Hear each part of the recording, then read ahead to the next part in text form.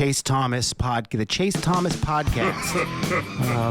My nephew needs me to record. See, I already hate it. I hate it.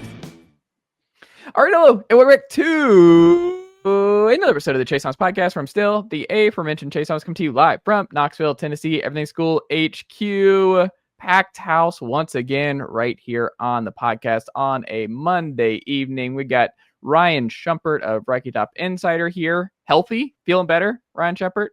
Yes, feeling much better. I kicked it by mid last week or so. So just a common cold, nothing too bad. There we go. Fighting back.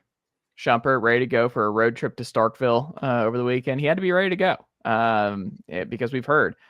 I think Rick Butler's an aggressive driver, right? Like, is he driving over the weekend? Because Sylvia, we and I were talking about Schumpert. We're a right lane. Like, we'll get there when we get there. From what I've gathered, Rick is kind of like a we're flooring it type of deal. Is he driving to start Vegas this weekend?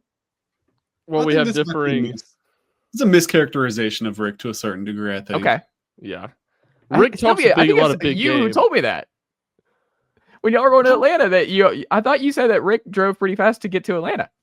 I was definitely just talking crap for the heck of it. If I could say that. If I don't remember saying that, if I did say that, it was definitely because I remember we had the whole conversation with the truck, and it was like the whole thing, and you were all that. I swear it was you, Sylvia. No, I could be wrong. I had zero issue with Rick's driving the few times he's driven me. There you go. Way to get on top of that one. You don't want to get on Rick's bad side. He's got the truck. There you go. But no Rick Butler on this program, but we're all very fond of Rick Butler. Just I've never been in the car. I don't know what his driving is like. I don't know what Rick Butler is as a driver. All I know, and I can speak for myself, right lane drives my wife crazy. And I'll take my time. We'll get there when we get there. But also hear that voice you just heard of Rocky Top Insider as well, Ryan Sylvia. Ryan, good evening, sir. How are you?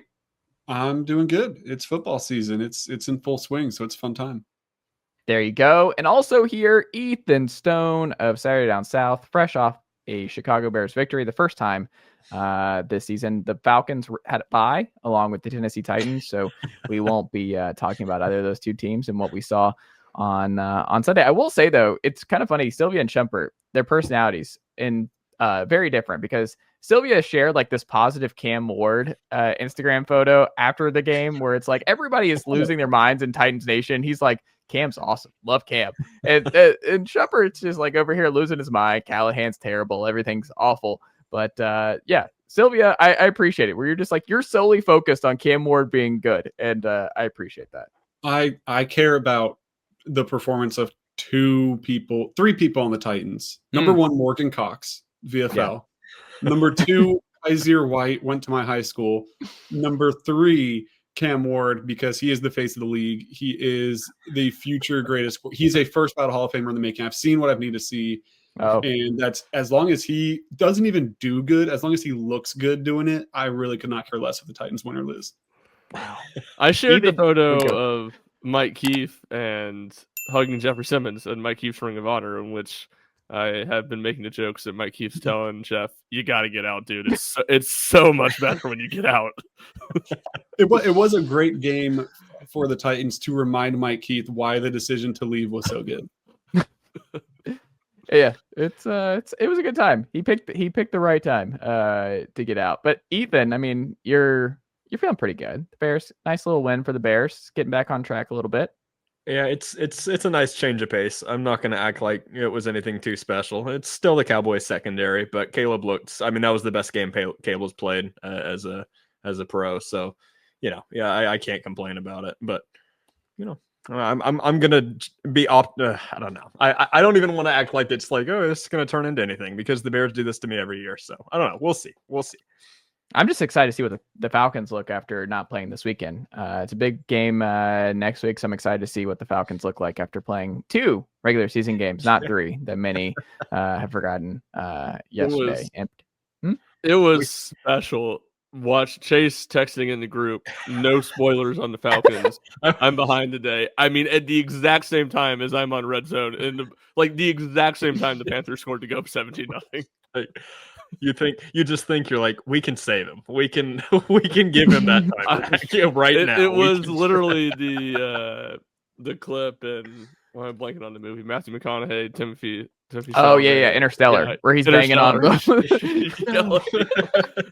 Don't make me leave. No. Yeah. Oh gosh, yeah, that's 3 hours of my life I'm not getting back. Just an all-time top 5 worst Falcons game experience I've had in a long time. Like, just absolutely reprehensible on all accounts. I won't be talking about it anymore. This week we move forward, but we are going to talk about happier things like Tennessee beating UAB in significant fashion here over the weekend. Tennessee moves to 3-1. Schumpert, the biggest thing we learned from the Vols win against UAB was what, in your estimation? Very little, really. I think you see that there are some.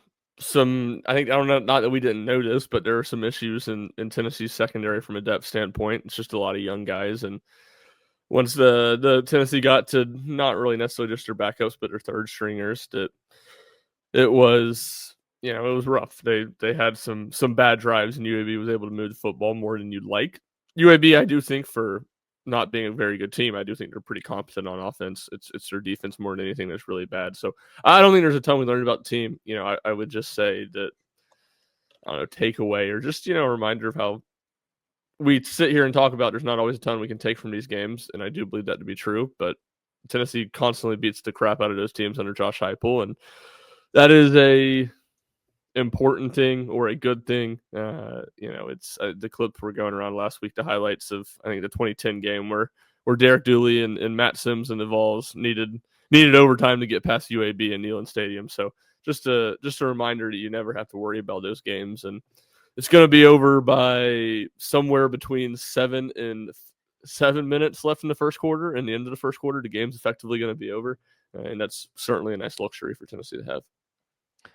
Yeah, that's fair. I wrote about this over on sportsrenaissanceband.com today, Ethan, about like how little we actually learn, but it's also reassuring because like everything is still the same. And I have kind of the same feeling about Tennessee coming out of this game as I had before. Like they weren't going to answer a lot of the questions, but they were going to maybe clear up some things. Ryan mentioned the passing defense. Like the numbers are putrid, and they were bad in this game. Jalen Kitna kind of slice and dice, and the chunk plays are still there for me, where that was one thing you would like to learn, that Tennessee is making strides there, figuring some stuff out in the back end, but I don't think they are. And there's a reason this line in Starkville is very low right now and going the wrong way. My thing is he was not slicing and dicing the players that are going to play. Maybe like a play or two more than you'd like one drive that they put together. It wasn't great, but I don't think it was really that as dramatic as you're making it out. I mean, right now, 49-10 at half, wasn't it?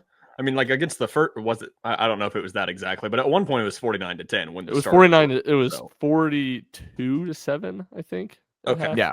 Then Boo Carter up to punt. They got it's like ultimately that's what I'd take from it. Like the second half of these games, honestly, I think Tennessee probably left the starters out a little too long in this one. But second half of these games is just to see what you got in depth, and I'd agree with Ryan that it just wasn't particularly great in the secondary. But like, what are you going to do? Jake Merklinger was a little more disappointing than I think a lot of us would like for him Jake to have Merklinger 3 drives and George McIntyre none was criminal. Yeah. Why Aguilar should not have been out for the second half at all. Like that made no sense. The game was over. Like there was no reason for Joey Aguilar to play in the second half of that game. He needed to get the 200-yard mark to keep the streak going. It's true. He's got to keep the streak going. That's wild. What was he at going in the half? How close was he? Like 170 something, I want to say. He hit it on that first pass that he hit. Yeah, then take him out. 40-yard reception. Also, that'd be kind of a bad look. Tennessee would get mocked for that if they did that and they immediately pulled Aguilar after reaching 200, where it's like, oh, we're doing this. We did. Yeah. I don't think that was the reason why. No, but if that got out and it's like... It was convenient, though. It kept the streak. It was convenient. But it's, I mean, to Ryan's point, Sylvia, George McIntyre not playing was wild. Like, that was definitely not on my bingo card for this game. No, and it felt like there was a point too. I think it was after like the second Jake Merklinger drive where it was like, you'd like to see what's going on with George McIntyre and get him some valuable game reps. But at the same time too, it is, I mean, if Joey Aguilar goes down in the first half or sometime in the Mississippi State game, it is going to be Jake Merklinger. So I do also, as much as you want to see George McIntyre, I do also see the other side of it where that is your QB2, and you would like to get him in some sort of rhythm and gain some sort of confidence, which clearly this game did not, but at least give him the opportunity to try to get some game reps under his belt, I guess. Yeah, I mean, you're right. If Joey gets hurt in a game, Jake's going to finish it. But if Joey gets hurt and is out for a month, I don't possibly see how Jake Merklinger's to plan. I mean, Yeah, I'd go Wildcat quarterback before. I just don't even want to think about it because Joey Aguilar is a lot of fun and this has been great. I don't want to think about Joey Aguilar getting knocked out and and having to pivot because I think Tennessee's offense and passing game, what we're seeing thus far, would take a major hit if Joey Aguilar is not QB1. Like I don't even want to think about it. I don't want to think about where Tennessee's season goes if that change happens. Yeah, don't put that bad juju on us. Ethan, though, the numbers, though, I do think it's interesting because you look through the passing part of it where the Vols are 126 now in passing defense through 4 games. They're giving up, the Vols are dead last in passing defense in the SEC. They're giving up 279 yards a game through the air through 4 games. I understand that some of it was against garbage time against UAB this week. But I do think the chunk play stuff wasn't UAB 2 for 2 on 4th downs in this game on Saturday? Tennessee, obviously. Yes, you're right. 2 for 3. 2 for 3, yeah. Really? So still not good. And I don't trust Tennessee being able to get off the field still in key 3rd and 4th down moments on defense right now.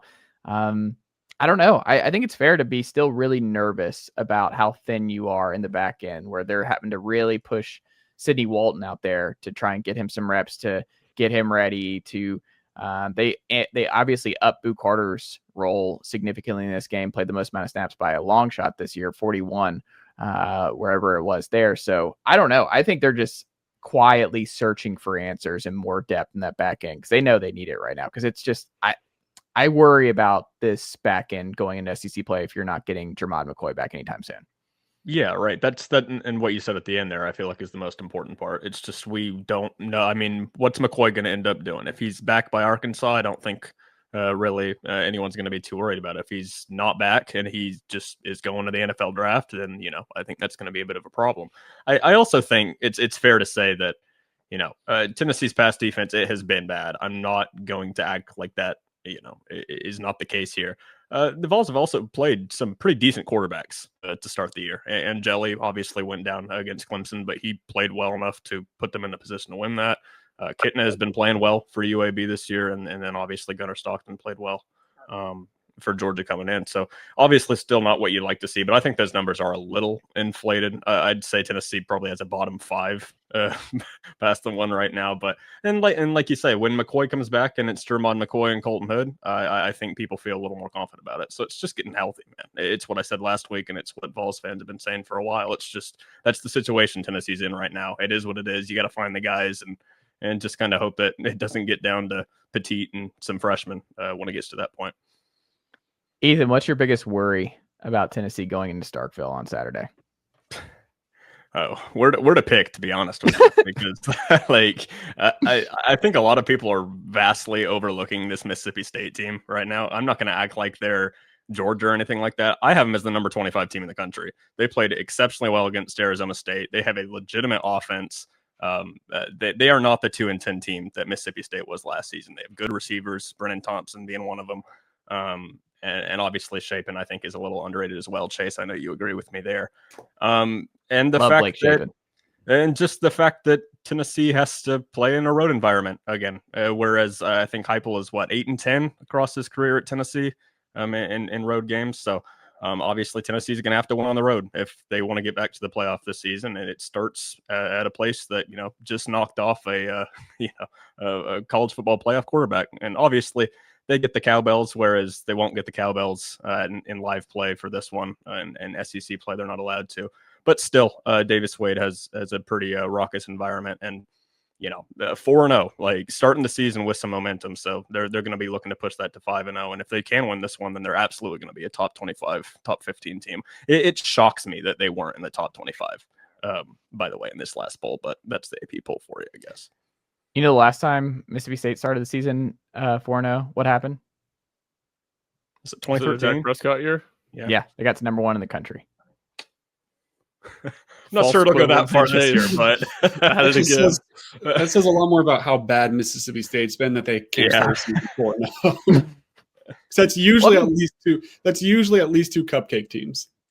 Yeah, and it's also like the other stat that blew my mind because Florida's just been bad so many years. Like it's not this model of consistency, but the fact that this is their first 1-3 start since 1986, that also just seemed wrong. Where they just Florida's finished so bad, but I guess they've just imploded more on the back end so much more than they have had. Well, slow they've beaten Tennessee about every Yeah. every year in there. So Oh man, I can't wait to talk about the greatest rivalry in the SEC being preserved. But we'll get to that one here in a little bit. But yeah, I mean, I don't know. Like I'm not going to put Shump and Sylvia on the spot here because I know they're going to have their official picks later on this week at RTI. But I mean, as it stands right now, and seeing, I mean, Shump, you've been tweeting about the line dropping a little bit early on, going from 10.5. What's it down to as of this taping?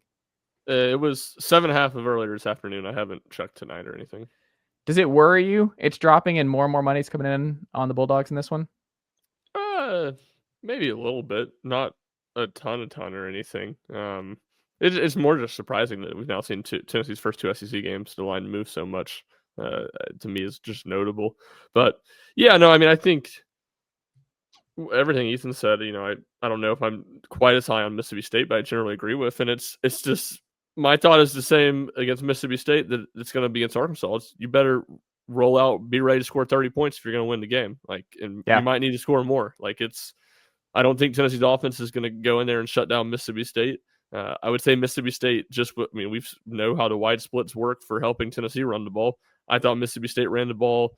I mean, it's a funny thing to say, but about as well as anybody against Tennessee last year, at least of anybody that was in the bottom half of the SEC. So, and they've been able to create explosive plays, and Tennessee's safety play is not very good. I think they're going to have to play man-to-man coverage, and I'm sure Mississippi State's going to challenge Ty Redmond like Georgia did. So I feel like Mississippi State's going to be able to score in this game. I am pretty low on Mississippi State's defense. I think Tennessee's going to be way better on the offensive line of scrimmage than Mississippi State is. I think Tennessee will be able to run the ball really well in this game. But that's kind of my thing. These next two games against Mississippi State and Arkansas, you're going to have to score to win. You're not going to be able to piddle paddle around and score 3 points in the first half or get held scoreless and win these games. You got to go out, trying to score in the 40s to win. And, I think you better score in the 30s if you want to feel like you're going to have a good chance to win. May I add also turnovers? I mean, don't give them anything because as Ryan said, Mississippi State's defense is just not good. And Joey, while he's been great, he's turned the ball over 3 times. Tennessee fumbled it, I believe, twice against UAB. They've kind of had a little bit of trouble with that. So you got to protect the football in a place like this. Any road environment in the SEC, apart from maybe Vanderbilt, it's going to make it tough. Yeah, I just pulled up the FanDuel spread since you were asking. It's back up to 8.5, and FanDuel has a fun little thing where you can click and see like how the percentage of money and percentage of bets on each side of the spread. And now I assume this counts when it was up to 10.5 and when it was down to 7.5. So I think it's just all encompassing throughout the entire time the line's been out. But 53% of the money is on Mississippi State and 72% of the bets are on Tennessee. So I mean, the money is more important than the amount of people betting, but it is a interesting way to look at it, I guess. But I can't see Mississippi State's defense finding too much success on Saturday. Like that feels like it'll be the outweighing factor of it, where, yeah, I think Mississippi State will put up a decent amount of points. I think, like Schumpert was saying, they'll run the ball pretty well, especially if David Hobbs and Jackson Moy are still banged up, even if they can go, if they're still limited anyways. Like, it's just kind of not the best setup, I guess, right now at this point in the season. And then you throw in the mix the safety play and Ty Redmond. Like I thought Schumpert hit the nail on the head with the Tennessee deficiencies right now. I just think Tennessee's offense has looked so good, and Mississippi State doesn't necessarily have the pieces to stand up and stop it much, that they'll get the run game going early. The offensive line will get a push. They'll protect Joey well. Like, it feels like another game that he probably won't be sacked. And if he is sacked, I can't imagine it's more than like once. And if the receivers continue to play at the level they have, it just feels like Tennessee will run away with it. And Mississippi State, although they'll have offensive success, probably won't have enough to catch up with Tennessee by the time the game's over. I'm worried about this game. I'm less worried about Arkansas. Like, Memphis just put the clamps on Arkansas in the second half on Saturday, and I think obviously Tennessee's a much better team than Memphis right now. I was pretty pro Memphis before the year. But again, I think at Neyland's also a totally different deal for Heupel and his crew. Like, I'm not worried about Arkansas at all. I do think Tennessee's going to have to score a lot. Like, I think Arkansas is going to put up some points on Tennessee, but I could see Tennessee winning like kind of like the UAB score, where I think they could, 49 to like 28 would not be surprising for Tennessee, Arkansas. But Mississippi State on the road, they're going to have to score, because part of what people forget, remember Mississippi State, we talked about like what they did on the ground against Tennessee last year. They pushed Georgia. I don't know if y'all remember that game, because that was the game I think Kirby got mad at the fans leaving last year, the student section, all that kind of stuff. But Van Buren was lighting up Georgia secondary. Like, Jeff Lebby is running. Jeff Lebby is running a lot of the Heupel stuff anyway. Like, Lebby knows Heupel extremely well. So, sure. And I do think that matters. Latrell, obviously Oklahoma guy as well. Lebby coming in from, like, there's a lot of crossover. Landry Jones, obviously, and the Oklahoma stuff for both sides. I don't know. I do think they are going to know how to attack each other in really interesting ways, and it's going to be tough. Like, I would be very, very surprised if this is not a 1-score game with 5 minutes to go in Starkville. I think Tennessee is going to have to like really work to escape with a victory. I think this is like a 38-35 win for Tennessee right now is where I'm leaning. I would lean Mississippi State as a lock to at least cover. I would take Mississippi State to cover, probably. I don't think I'm as worried about it as you are, Chase, just because everything the Ryans have said about their defense. I don't think they'd be able. Yeah, I just don't think they would be able to stop anybody on defense. I think Joey, if he can put up 41 points against Georgia, I think he's going to be able to put up a lot against Mississippi State. So I think it'll be a high scoring. What? I think Mississippi State can put up 35. Yeah, they can. I don't think you're wrong. I think this could very well be like a I don't know, close to what you were saying about Arkansas, really, like a 45 to 30 or something like that. Yeah, like a 45-28 or something like that. I'm not sure Mississippi State is there quite yet. It's just Tennessee has to show up. That's my thing. Like, if Tennessee plays the game, they're going to win it. They are the more talented team. They're bigger at the line of scrimmage. It's just like, if you, like I was saying earlier, if you turn the ball over, if you commit 17 penalties, like, you cannot let this team in, I guess is what I'm saying. They're not at Arkansas or Kentucky's level. They are a tier above them. They can beat you. It's just, you just got to show up. That's really all it is. Yeah. Ethan, you hit the nail on the head.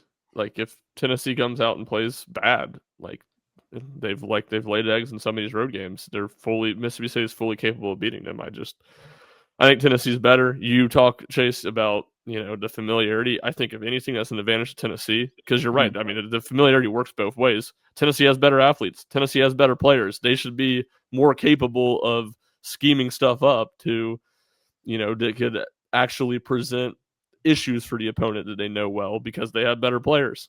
So yeah, I'm not like going to sit here and be like, I don't see what you're saying, why you're worried about this game, because I think it's a very fair game to be worried about, but not so fast, my friend. Tennessee wins. Tennessee covers. I think Tennessee covers too. I just don't think Mississippi State's that good. Are they better than last year? Obviously, they've already doubled their amount of wins from last year. They beat an Arizona State team who was in Arizona State from a year ago. That's still a really strong win to have on your resume, especially that early in the year. I just don't think that they're that great. Like, I would put them closer to not the Kentucky tier, but maybe the Arkansas tier. I think there still is separate. Like, Kentucky is just such bottom of the barrel right now. I think there is a step above that, and I think that's probably where I would slot Mississippi State still. Like, I need to see it against SEC teams and not against NIU, where you kind of just don't look great the whole game either. And Blake Shapen did not have a good game against NIU. The score looks better than it was too. Like, it was ugly for a lot of that game. So I feel decently confident. Really, the only thing that gives me some pause is the track record that Josh Heupel's had on the road, where there have been those random games where it's like, I don't know what's going on right now, why this team looks like this. They haven't looked like this all year. I don't think it'll be one of those games. And I think part of the reason is too how fast Tennessee started so far. Now that's against ETSU and UAB and Syracuse, who maybe isn't as bad as they looked after week one, but still probably isn't that great. But against Georgia, particularly, they came out of the gates firing on all cylinders. Like, the offense looked unbelievable on the first drive of the game. You look at Jake Merklinger, it looks like he needs a little bit of time to get going, to get a little comfortable. Joey Aguilar doesn't look like that. Joey Aguilar, the second he touches the field, seems like he is dialed in. He's in control. The balls are accurate. He's ready to go deep with it. he can do, anything that you'd want him to at quarterback. So because of that, it gives me confidence that Tennessee is going to put up points early in this game. And then it's one of those situations where if Tennessee scores on their first 2 or 3 possessions and the defense is able to get stops on those first few possessions, I think that could just take the air out of the game completely, bring Mississippi State back down to earth. And then from there, I don't want to say coast to a win because I think Mississippi State's going to have some fight to them. And I think that offense is going to be able to score, but at least give you a comfortable win. I think it'll be a game. Two takes. And the first one's a real pro take because there's literally no way to prove it because Steve Angeli's out for the season. Syracuse with Steve Angeli is better than Mississippi State. And Ooh. 2, I'm looking at the schedule right now. Maybe I'm just being a Mississippi State hater. I would pick them to go 5-7. I was curious to look at their schedule. I don't Wouldn't hate surprise me if they go schedule. 6-6. I don't see a world where they go better than 7-5. I mean, that's still a huge win. I mean, they went 0-10 in the conference last year. Yeah, I mean, they went no 0-9. doubt, but We're we're sitting here talking about them as like a potential top 20 team, and I think right now, I just don't see that. If You're not you look winning at the in college resume, that's station. more what I mean. I think they'll Yeah. get to 6. I think they can beat I could see- Arkansas and probably Florida. Yeah, I could see. They could beat 3 Texas more the way wins. they're playing right now. Texas is could. playing like garbage. That's what I'm saying. They could get to 6. Yeah. I'm not Yeah. sitting here and saying like that's not possible. They for them. should. I think they should. I would set the over under at 5.5 for them right now. That's fair. Yeah. I mean, I don't. It will be tough because I mean the problem is so many of these are road. Like I don't like Yes. the coin flip games are on the road, like at Arkansas, at Exactly, Mizzou, Florida. at Florida. Like if you told me Florida's at home, I'd feel a lot better there. If you told me Yes. Arkansas was at home, yeah, I don't know. I Completely think they're gonna have to fight. I mean, if they beat The- Tennessee, they'll get to 6. Is what I'll say. They have an Maybe- yeah, unbelievable I agree home with that. slate. Oh, yeah. The Tennessee, Texas, Georgia, and Ole Miss being the 4 SEC games you get at home is just absolutely brutal. Yeah. That is a horrible slate for home. Yeah. Like it's a good Yeah. good slate to be for home for fans, but as a team, you're like, can we not get one? No, Then you want those on the road because you want to burn them. Arkansas- You're like, I'm not winning this game anyway. I want the coin flip games at home. Like that's Oh, yeah. I mean, I think as a fan, you would like some juice, though. I think Mississippi State fans are very excited for this game because I think Yeah. the Yeah. 4-0 start has them all the way bought back in. Like, and they probably should be in the top 25 just optically. Like, you're 4-0 and you beat the number 12 team at the time in the country, but they're not a top 25 team, so I also don't really care. Yeah, and I mean to that point, we're talking about how hard it is. Like, yeah, if you're them, I should 100% be saying we can beat Tennessee and Texas. And I mean, like, there's no reason to think that's like impossible. It's just not something I would pick them to do. They could hit perfect, play Florida before they fire Billy Napier, and maybe get that second wind. And in Arkansas, who I don't think is going to fire Sam Pittman before the season ends, they get them in November, I think. Early November, late October. So then you can kind of get them when they've quit a little bit too. So that could possibly play well to their advantage. Yeah. November 1st. I'll put this out there too. I think this was on, little shout out RTI Lowdown with Chris Lowe and Bob Baskerville when they had Jeff Lebby on. I think it was this, not his press conference this morning or this afternoon. Could be mixing them up. But someone asked about the goals for the team this year. And it wasn't even the coach speak of, I mean, he did hit you with a little bit like we're trying to go 1-0 every week and things like that. But the goal he set out was we want to get bowl eligible as fast as possible. That kind of tells you the inner mindset of like, hey, you expect to at least be 3-1. You got the win over Arizona State. Good win. You're 4-0. Let's get at least 2 more here and get bowl eligible. Like he said as fast as possible. So I understand like he's going brick by brick here, but man, the fact that bowl eligible is where the bar is, I think tells you the level of difference between where Tennessee and Mississippi State are at. I'm leaning right now. I think Tennessee wins by 3. By the end of the week, there's a very real chance, my official prediction, I have Mississippi State winning this game. Wow. I can guarantee you right now from listening to you that by Saturday in the group chat, the first negative injury news there is on the game, you'll say, yeah, Tennessee's losing this one. That's a guarantee. Joey will if you're overthrow at this Mike point right now, like an hour out. He'll say it's over. there's a chance that you're ready to go to Jake if they don't score a touchdown on the first drive. Ooh. So Yeah, if it's like if Tennessee doesn't get the hot start, like the 21-point start. Yeah. Chase, I've seen you on this Monday when we do this, you being very positive, not worried about games, and then an hour, which I think is natural, but an hour before a game being like, we're in so much trouble. It's over. It's over. The Bulldogs. Once again, I think that's natural for them. I don't mean to hate on that, but if you're where you are now on Monday, I'm real worried about where you're going to be mentally Saturday morning. Chase, are you still a Merc man? Do you still think Merklinger's the better quarterback at the end of the day? Are you not in the Aggie Army? No, we've made the Okay. transition to the Agile Have Army, we- but I'm still always going to root for Merck. I'm going to follow him wherever he goes to career wise and root for Wherever him. he goes. Are we Yeah, I still want him saying to, he's I gonna want end him up to at thrive. I Florida want him to State? succeed wherever he goes. That's perfectly acceptable. Do we still think Yeah. he's going to Florida State? Do we still think? Oh yeah, I'm running with the Gus Bus offense. I need him revitalized at Florida State. But that's just a bit from you at this point. You don't possibly believe Florida State would take him.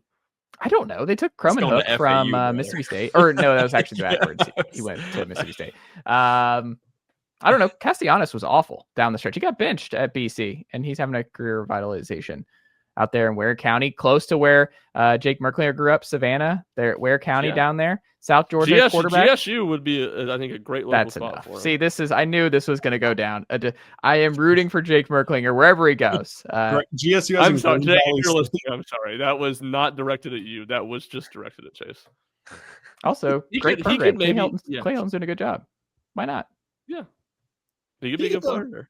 I think he would fit it. We're jumping the gun so much on the Jake Merklinger career, but I think he would be like a very, very solid, like mid-level ACC quarterback, like Virginia. Ooh, the Who's. The Hoops. Sylvia's Interesting. Who's. That's where I was at before seeing him against UAB, and I still need a little bit of That was time rough. removed That from was the rough. UAB game to get back on that level. Could he It be? was He'd be a objective. monster at Army. Running the triple, running what they're doing. We're rooting for you, Jake Merklinger. I will ride for Jake. But the Merkman. the Merkman forever. But you also have to be honest. You don't want to lose your credibility here. Like Joey Aguilar's awesome. Like I really enjoyed Joey Aguilar being my quarterback. Didn't see it coming. Did not see it coming. But I'll ride for it. Where are you with McIntyre? Are you on the Mac attack for the future? No, Mac. I was telling Andrew Ivins about this at 247 Sports last week. I'm like, the problem with GMAC, and it's not his fault, is every movement and every look looks like Nico. Like everything about GMAC looks exactly like his figure, the way he throws, everything about it. I'm just getting like Nico PTSD. It's not fair to George, but I know you all see it. Like he looks like Nico out there. If you put number 8, you're like, that's Nico. Good on Chase. He doesn't see color.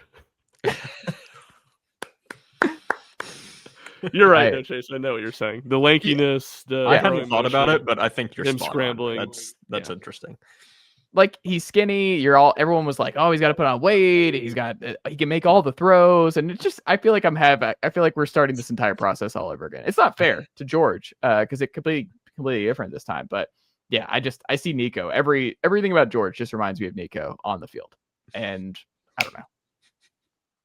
But Faison, I don't think is going to be ready. Like Faison, if he's out for the rest of his year at Grimsley, I mean, those are valuable reps. Like if Faison does not play anymore the rest of the year, I mean, that's a problem, I think, for him potentially being a true freshman starter for Tennessee. Because I think he's only got like 30-something high school starts. I mean, he's lost one game as a starter in high school at Grimsley. But yeah, I don't know. I mean, George has played a bunch. If you say 30 starts, like that's like not a lot. It's not a lot. I mean, compared to a lot of other guys, 30 is not a lot. They play like 13 games a starter. season in high school football. Well, hold on. The regular season's 10, and if you keep it going, I'm just saying, like it's not a whole lot. And if you miss your final year where the development matters. Football. For having played one game his senior year, having started 30 games is a lot. Your point is accurate about him being ready. But you're acting like he started like 7 games in high school. Hold on, how many did George start? He started 40 plus. No, I bet he started for 3 years at BA and they missed the playoffs. I think multiple of those years. So, or they made it because everybody makes the playoffs in that league. They get bounced early. They weren't very good. So I bet he played 35, 36 starts maybe. So I don't know. You want more because Bryce Underwood played a crazy amount of games at high school before he got to Michigan, and he's a true freshman starter. So I do think it matters. Like, and he looks pretty ready as a true freshman starter. So I don't know. I'm totally out on true freshman starters as a concept at quarterback though. So well, you know where I'm at is I want to transfer quarterback. Like I want to run this. I'm worried they're going to run this with redshirt freshmen or versus freshmen versus like Gaston Moore type to just be a emergency transfer veteran guy. And I'm like, no, I'm going big fish hunting in the quarterback market. I don't know if it's necessarily. That's what I the guy from where? Cal, JKS. Oh yeah, That dude's fun. But he's young, so man. much He's fun. another. young, He'd that's be a the problem. He sophomore. is young. You're right. It would kind of subvert the entire point of what you're saying. I but don't he's know fun. if it's big fishing to your point, Chase, but I do think Heupel gets the high of a veteran quarterback who's played a ton of football, coming in and playing well, runs back a 1 year guy to give him a year to evaluate whether he wants to roll a phase on or GMAC. That's my thought as to what he'll do. I would have either a guy who balled out at a group of 5, like the best group of 5 option, or a very good like Big 12 quarterback that did not win a lot of games and wanted to transfer out. I would think he'll get one of the better guys in the portal is what I would think. I Give me cannot Josh imagine Hoover. that they bumping anyone in though. Yeah, Give me I mean, Josh that's Hoover. best Josh scenario. Hoover if Josh Hoover leaves TCU, that'd be a home run. You cannot ask. It doesn't for seem enough. like that's going to happen, but I don't think it will happen. But crazier yeah, things. if that's the scenario. He would be then- awesome. Yeah, he would be Yeah. awesome. Make him say no. Just keep rolling back the Brinks truck. Just keep That's- what's it gonna Just- cost, Josh Hoover? Just like keep really pissing off Brett Bielema and Sonny Dykes. That's my favorite thing about college football right now is every day we get a report that says blank quarterback turned down more money from SEC programs to stay at blank school. No, it's Every SEC single day. program. They Or don't Ty say Simpson multiple. today, where it was Ty Simpson turned down more money elsewhere. I mean, sure. I don't know. It's just every I mean, it quarterback. goes back to Drake May. Wasn't that the whole thing with Alabama and UNC with Drake May? Like this has Yeah. been we've been having those conversations forever. Yeah. Sylvia, who gets the game ball for the victory over UAB for you? I mean, this was one of the most I've thought about a question you've asked me of all time when you put this thing out. Okay. I could not think of someone to get a game ball. Now, Heupel went Hold on. with the literal game balls to the defensive backs that got turnovers with Bukar and Caleb Beasley and Andre Turntine. They are absolutely not getting my game balls. First of all, like, sure, Andre Turntine had a fine game, but like, I'm not going to give it to the starting safety against UAB. That feels a little silly. And then I don't know. Boo Carter had a good game. It was probably his best game yet. But he also muffed a punt, and he also did have some coverage issues every once in a while. So I'm also not going to. The one He first forced down 2 drive fumbles. UAB scored on, he continually Yeah. was in bad coverage. Yes. He also And forced he 2 muffed fumbles, the had a punt. sack, 9 tackles. It was a good game. Like I said, it was probably Yeah. his best game yet. But He also had a great punt return, by the way. Y'all just really love harping on the muff punt. He had a great punt return. He had like a 35-yard return. Oh my gosh! After Give he him a muffed freaking the punt medal for against returning a Georgia, 30-yard it was like- punt against UAB. The only thing you couldn't do was muff the punt. You muffed the punt against Georgia. Okay, let's let that be a He got growing it back, moment though. and not do that again. Yeah, but you just I don't cannot- care. I mean, It I was- do care, but that doesn't make it acceptable. It was bad. This goes He's back also to not getting my this, game ball. this I- goes back to the chase, not to just completely sabotage Sylvia here. The chase the week of the Syracuse game when Chase is like, "Who are you going to put back there to return punts if you don't put back Boo?" It's not how I Anyone sound. who can catch the ball, anyone who's capable of fair catching and catching it is fine. That's better than muffing 2 of them. And No, because 3 you had games it. as a Boo punt Carter gave returner. you a short field once. He had a 35-yard return. You want those returns. You want him feeling confident the that he can offense do can't that. do it against UAB. The offense that scored 7 touchdowns on 8 drives with starters and couldn't move the ball on their own. They needed those 30 yards. I am curious with Boo Carter returning punts. Georgia, I throw out the window of not making impact. Besides the error of trying to muff punt, that's just an incredible punter, and he had no chance Great to punter. actually return any. Today, or not today, against UAB, I'm not putting any stock in that. The E ETSU returns were electric. Don't get me wrong. I also don't really care about how well you return the punt against ETSU. I am curious what he does against Mississippi State, because if he muffs another punt like the next 2 games, I don't think you can put him back there for the rest of the Yes, you season. can, because he It's muffs not it all the worth it. time, but he has great returns. It's not worth it. This chase is just so remarkably stupid what you're saying. The offense is good. You know, this isn't You don't last need- year the when they only couldn't thing get a that's just first down and it was offense is worth terrible. risking stuff. He That's makes a great plays. point, Mike. In does make 2023, with plays. Bill Milton and the offense wasn't clicking as well as 22, D. Williams won them football games because the offense wasn't as consistent. That's Last fair. year, a Boo Carter punt return could have won them a game or 2 that maybe or put them in a better position because they did win a lot of games. This year, you don't need that. All it's going to do is hurt you when he does muff one. I still think he deserves the right to return them going forward, but the margin's very thin right now. Yes. Like it's getting to the point where it's like you can't put the ball on the ground like this. Anyways, he's not getting my game ball. All that said, I'll give it to Isaiah Campbell. I thought that he had a very relatively strong game considering the opponent. He was one of the first defensive tackles on the field, which I guess is just kind of a good for him moment after he's kind of lost in the shuffle a bit with Ethan Utley and Jamal Wallace and Nathan Robinson being the guys behind the starting defensive tackles. And I thought he came in and played well. Now, we'll see what his role looks like against Mississippi State and in the bulk of SEC play, but maybe he earned some trust and maybe he showed enough that he can get in that rotation as that 5-star freshman and provide some depth that they kind of desperately need. I mean, even Bryson Easton today was like, I like playing a lot of snaps, but I also really liked last year when I could play 25 snaps a game and be healthy the whole time and have fresh legs in the fourth quarter. And I think that could catch up to Tennessee by the end of SEC play. So if you can get a guy like Isaiah Campbell in the fold, if you can play 10 to 15 snaps a game, if even that, I think that could go a long way. So game ball goes to Isaiah Campbell. I like that. Campbell's going to be a good player. I also will say it's nice that it feels like Dominic Bailey has moved inside. He needs to stay there too. Yes. Just considering what they have at defensive end and what they don't have depth-wise at defense.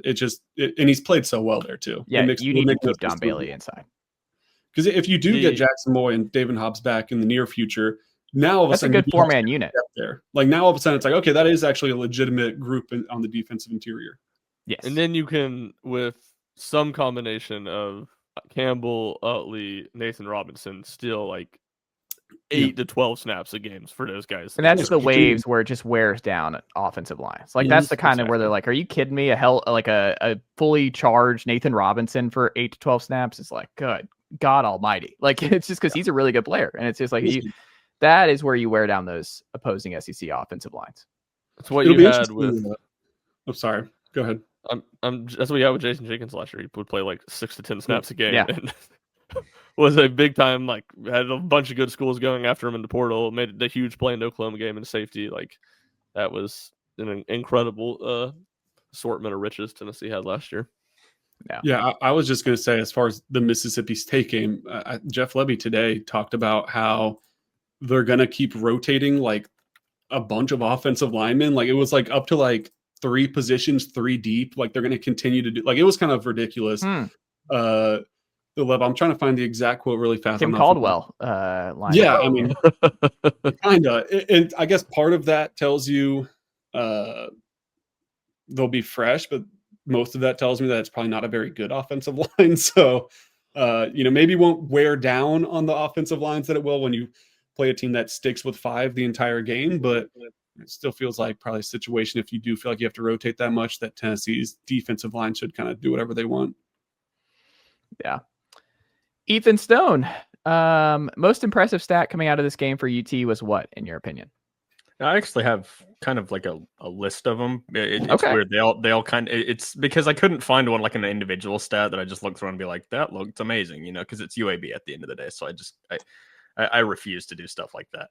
But I did think it was interesting, just the streak that Tennessee has going here at this point. Number one, it was Heupel's 40th win. It was also the 4th straight game to start the season that Tennessee had 40 points, which is the first time they've ever done that. And it's the first time since at least 1995. And the reason is because you just can't look back that far. Since at least 1995 that they've had 450 yards of total offense across the first 4 games of the season. So the Vols are just having an elite start to the year offensively.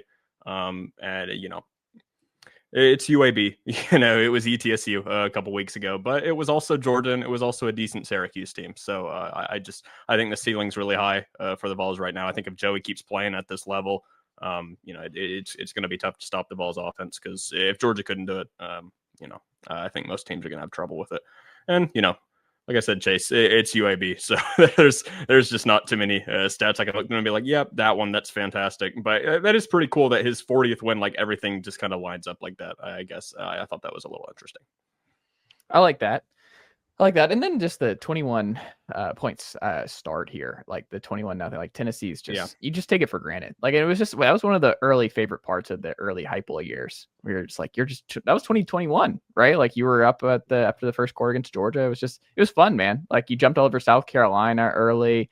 I remember being that game, it was super hot. I remember that was one of those early, just absolute baking in the sun type of deals with the fam dark mode for that one. with those terrible white helmets to go with the dark mode uniforms. And also wearing dark mode uniforms for that afternoon game when it was like just 85 plus degrees was just crazy town. But that is neither here nor there. But yeah, I mean, a lot of interesting stats we'll have coming out. I mean, my thing was just the just going through the passing stats. Like, you can discount them, I guess. You can look at them. You can overreact, underreact. I don't know. We're going to learn a lot about the pass defense this week against Mississippi State, like on the road, because communication's so big. Like, if the communication's bad, if there are breakdowns, if the safeties get attacked here in a major way and they play a bunch of snaps and they target Ty Redmond and Tennessee just does not have answers there. I mean, like, you're just kind of like, oh, we have a real problem that we just can't fix in the middle of the year. Cause like, it's just, you have what you have.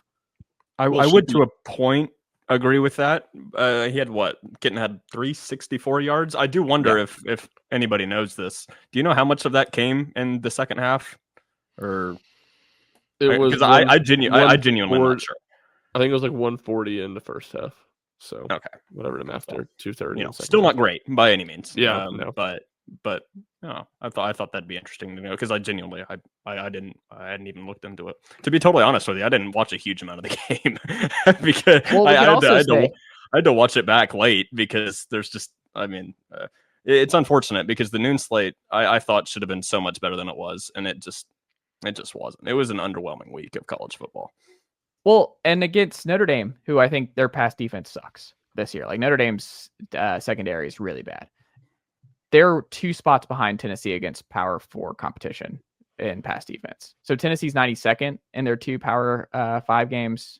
Notre Dame's 94th.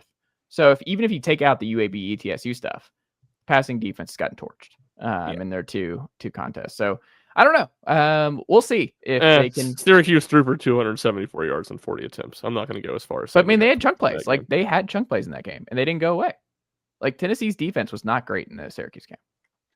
No, you brought up communication too. I mean, it should really be the easiest game to communicate so far for them defensively. It's when it's going to get loud. True. Not when Mississippi State's not. Sure about that?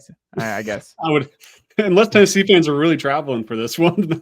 I bet you there will be a pretty good. There'll be a good orange pocket, I'm sure, but it should be the quietest it's been on defense for them. So true. But they like to play with tempo. Like, that's the other part. It's not even just noise. Like, Levy is going to play with tempo. Like, they're going to play with some speed here. It's going to have to be quick. You kind of basic play calls too. That's a aspect of tempo I don't think it talked about enough. It is not just the defense literally getting the cleat and all that everyone talks about, but it's as a play caller defensively. Like, you can't get to it. You need to get the basics out and let them know what you're doing quickly. It was a funny Jeremiah Thielander quote today during his time with the media. He said something along the lines of, if all 11 of us on the field are wrong, then we're all right. So they're just trying to get on the same page when they're on the field. Okay. But so I think the communication should realistically be easier, but it's not, I don't know. It's not like them on different pages. That's not like the backups had that one play where there was just a complete bust in the secondary and it looked like a complete miscommunication as far as what the play was. To me, it seems more just like bad zone cut. Like, you're just not in the right area. Not because you didn't know the play. You're just not playing zone defense well as a defensive back. That feels like the biggest issue right now. That's fair. I agree with that. We'll wrap with the rivalry is protected. Mission accomplished.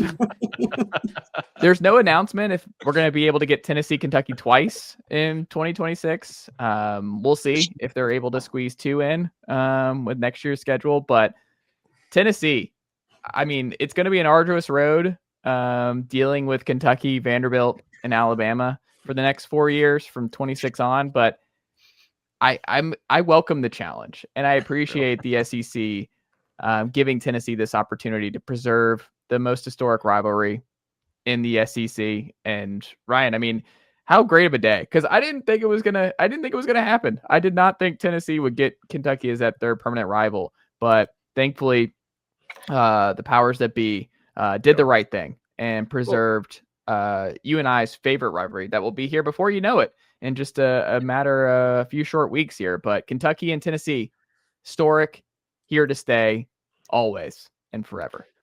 Yeah, I mean, you just see in modern college athletics as a whole, not just college football, so many things get messed up, and so many things that money takes a precedence over history and tradition and rivalries. And it stinks. It's like as much as anything, it's like what's wrong with college athletics. So to see the SEC get this one right, and to see, just an exceptional rivalry game in Tennessee, Kentucky, one that when you think SEC football is at least in the top 3 that you think of, like it's huge. Greg Sankey and his staff got this one right, and I just think you have to commend them for it. You got to tip the hat. Yeah, because absolutely. it was going to be hard to just, get everyone to understand, because they understood. That was one of the things that was clear is Sankey and the SEC understood just how much the Kentucky-Tennessee football rivalry matters, that it permeates from the basketball rivalry on. I mean, Shump, what do we always talk about with baseball? It's like it permeates into football. So it's like the small ball from Kentucky baseball versus Tennessee and their power bats. What do we do when we watch that series? We get more amped up for Tennessee, Kentucky, and football. And it's just contrasting styles in all sports. Yes. That's I think makes it electric, where you have Mark Pope, such an offensive guy, Rick Barnes, hard-nosed defense, culture. And I mean, you said it, small ball versus power in baseball. Yes. Mark Stoops want to run it down your throat, 7-minute drives, Josh Heupel lightning strikes. And it's been that I think especially has just been cool to see a new mix, a new flair on what is an already great rivalry. Well, I'm a little upset. I'm a little peeved by the SEC's decision, if I'm being completely honest. I don't know how you don't give Tennessee, Kentucky twice. This is fair. In the 1944 football season, Tennessee played Kentucky twice in 1 year. Tennessee won both of those games in Knoxville on September 30th. They won 26-13. Great game. Score that's a classic tale of the score not telling the whole story. Yep. And then later in that season, November 25th, they went up to Lexington, another 21-7. Just instant classic. And with the precedent set, if the SEC was serious about protecting these rivalries and protecting the history of the sport, they would have given Tennessee, Kentucky twice. Now, Danny White, if you're listening, you can play a conference team in an out-of-conference game and have it count towards your Power 4 requirement. We've seen that a few times this year already. We've seen Virginia play NC State in a quote out-of-conference game that doesn't count towards your record. So I know you just scheduled the Georgia Tech series. I know you got West Virginia and Washington and all these other teams coming down the pipeline. Do what's right, cancel those series, and schedule Kentucky on an annual basis in an out-of-conference game. How about, because typically I want a home and home, but Sure. Every couple of years, can we mix in a game at the University of Cumberland's? Neutral site. That's a good call. Meet in the middle at the University of Cumberland's, right on the state line. But you know what's also can we expand it even more? Because one of the things I want to do is I want to bring Tennessee, Kentucky to the world. I want to bring the football game. That's a great point, Chase. That's a great point, Chase. Yeah, I know where this is going, and we're seeing Ireland. We're seeing the Big 12 get these Ireland games. The ACC. Why aren't we seeing Tennessee, Kentucky get this game? Yeah. See, I've been anti-college football in Europe and across the world. But if you're going to do it, it's kind of like someone has to make the sacrifice. And if you're going to try to be the best representative for college football, Tennessee, Kentucky, that's it. That's college football at its very best. I bring back the beer barrel and everything if it's going to be in Dublin. There you go. That's where the barrel comes back. That's like we found it. Like it just played in Germany, played in Frankfurt, and then bring back the beer barrel. You should play this game on water on an aircraft carrier like that one basketball game was. I mean, I don't play really heavy into Kentucky's advantage though. With ball control running it. Oh, I thought you meant the blue would blend in with the water in the background. Played on the USS Iwo Jima. Yeah. Tennessee players would have to really think about just the speed and tempo and everything else. You don't want to go too far. It's just, you have to be really careful with the geometry of the ship. There's a lot more involved for Tennessee's side of things. Yeah, you should have the boat be moving in this one, unlike the basketball game. It should be a transatlantic cruise while the game's being played. This is like turning into Roller Coaster Tycoon with Tennessee, Kentucky. It's like, how do we build a theme park just around Tennessee, Kentucky? How do we expose the nation to as many different variations of Tennessee, Kentucky? If you do the aircraft carrier, you can just have the jets take off. That'll be the flyover. It'll be it's right. We can do the exhibit, like the Pimp My Ride exhibit, where it's like we put your Tennessee, Kentucky game on an aircraft carrier. What if we put the field on the aircraft carrier on top of another thing? Like we just keep stacking venues on top of venues. Like here's my last idea. The possibilities are endless. You go to Bristol, where there's so much extra room around the field. You put the field in one corner. You get the men's basketball team, women's basketball team, baseball, and softball team to all play a simultaneous game at Bristol. What an exhibition that would be. Yeah, it would be incredible. They would show up in the tens and hundreds of thousands. Yeah. Ethan, what's your favorite aspect of Tennessee getting the permanent 3 of Tennessee, Alabama, Kentucky, and Vanderbilt? Oh my goodness. I don't know. I mean, I if being serious, I do genuinely like that you keep, because Vanderbilt's getting better, I feel like, at the moment, right? I will say this. You guys were saying it and you were talking about it a whole bunch. I mean, if you could play Kentucky 3 times, I feel like that'd be even better, right? The third has to be a neutral. And why does it have to stop there? Why not just keep going?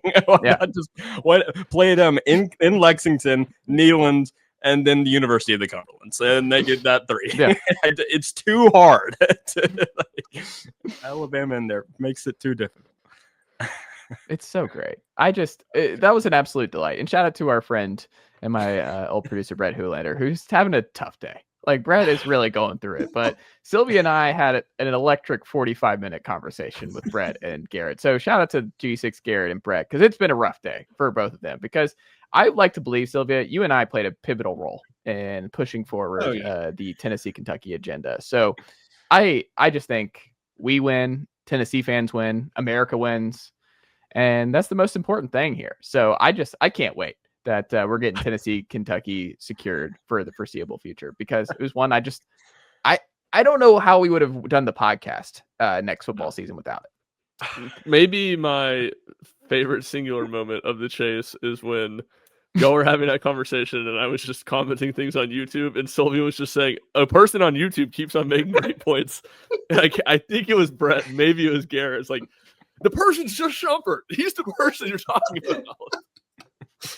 We have a comment from someone. He says, Tennessee, Kentucky, more historic rivalry than Florida. Great point from the comment. And it was like, you read like 3 or 4 of my comments before they figured out that it was just me commenting it. Chase is just, who is this guy? I agree. Let's go. Good times. But yeah, great stuff. Great day all around. I just could not be more thrilled.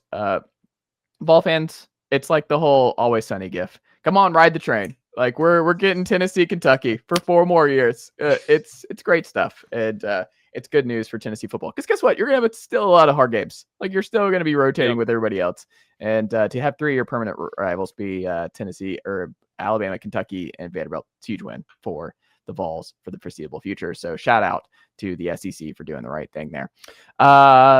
Ryan, so let's do Ryan. I didn't know who I was going to go to here to wrap up. What can the good folks check out from both Schumpert and Sylvia over at RockyTopInsider.com this week? I didn't know if you've decided on who was taking that, but I didn't know, because I've never had you all at the same time. You can't plug the same thing. You're both Rocky Top Insider people, so I struggled. I just had like I short circuited there, and that's on me as a host. But look, it happened. Tennessee, Mississippi State coverage all week. Obviously, to be a ton of stuff on that, getting ready for the game. But also first official day of Tennessee basketball practice tomorrow, so we'll have coverage from ladies as well. So we'll have some basketball coverage to get stuff opened up. Tennessee baseball has their first inter-squad scrimmage on Thursday. I will be out of town, so I won't be there. So I don't know if we'll have coverage specifically from that, but do plan on at some point later this week having kind of a Tennessee baseball fall fall primer kind of position battle, just kind of couple storylines to know about. So getting to that point in the fall where basketball is getting revved up, both in the men's and women's side, and baseball is getting into their fall practice. So we'll have plenty of stuff on all 4 sports over at Rocky Top Insider. There you go. What about you, Sylvia? Same sitch, I guess. There you go. See? This is all. easy, man. We have multiple people from the same publication. It's just like it's 2 birds with 1 stone there. But speaking of stones, Ethan Stone, that's how you do a segue to end the podcast. Ethan Stone, Saturday Down South. What can the folks check out from you and the team over there? What a segue! That was fantastic. But yeah, we'll have normal Newsweek stuff for just all the press conferences, everything happening this week, and then obviously we've got a massive week 5 college football: Alabama, Georgia, Oregon, Penn State, LSU, Ole Miss. It's going to be a treat. We'll have full coverage for it, Saturday Down South and Tradition, and then I'll have some stuff afterwards. I think we've kicked bowl projections back up, so I'll be doing that, and then kind of my weekly stuff as well. I love it. Ryan Schumpert, Ryan Sylvia, Ethan Stone, always a pleasure, and I'll talk to y'all again next week. Nicely done, nephew. The Chase Thomas Podcast. Hell yeah.